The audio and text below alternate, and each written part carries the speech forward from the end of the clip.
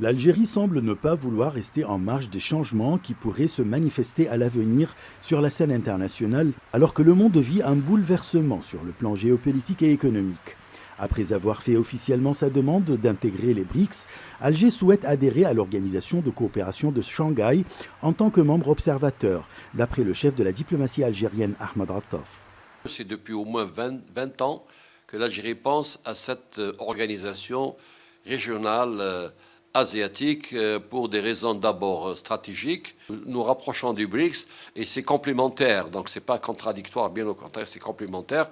Le fait d'aller vers en tant qu'observateur, donc vers les pays de l'organisation de Shanghai, ça permet aussi d'apprendre tout un peu les mesures, les structures, n'est-ce pas, les articulations de toute l'organisation des BRICS, notamment sur le plan financier qui nous intéresse beaucoup parce que les BRICS ont une organisation financière très puissante et nous, en tant que pays demandeurs de gros investissements, on en a besoin. L'adhésion de l'Algérie à l'Organisation de coopération de Shanghai lui offrirait de grandes opportunités en vue d'exploiter ses ressources gazières et d'acquérir l'expertise et la technologie asiatique, notamment chinoise, qui contribueront grandement à améliorer le niveau de ces secteurs, selon les spécialistes.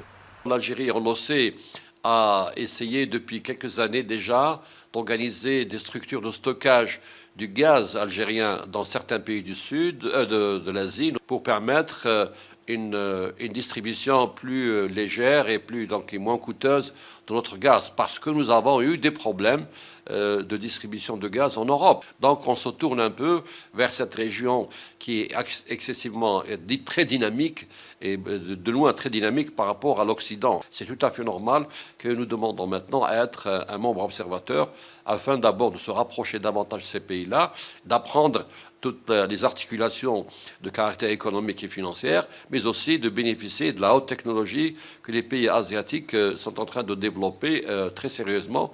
Nous en avons besoin. Selon la lecture stratégique du chef de l'État algérien Abdelmajid Tebboune, cette organisation est un centre de gravité qui s'est formé en Asie centrale. Il a donc significativement orienté la diplomatie algérienne vers cette région du monde, d'après le ministre des Affaires étrangères. Pour les experts, l'adhésion de l'Algérie à l'Organisation de coopération de Shanghai et le rapprochement avec les pays asiatiques devraient renforcer les partenariats et donner à son économie une impulsion importante à la lumière des conditions mondiales actuelles. La présence de l'Algérie dans cette organisation lui donnera de la force et accroîtra ses partenariats et sa diversification avec l'approche économique et le pragmatisme économique que nous souhaitons dans les prochaines étapes afin d'atteindre les objectifs auxquels nous aspirons, qui sont d'accroître l'ouverture économique et la coopération économique, d'attirer les investissements étrangers et l'augmentation des exportations. Ceci afin de renforcer le partenariat et la coopération économique avec les pays asiatiques qui se caractérisent par une forte croissance économique. Créée le 15 juin 2001 à Shanghai en Chine, l'Organisation de coopération de Shanghai se compose actuellement de 8 États membres.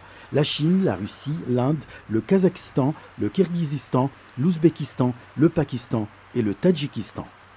Ashraf Massoud pour CGT1 français.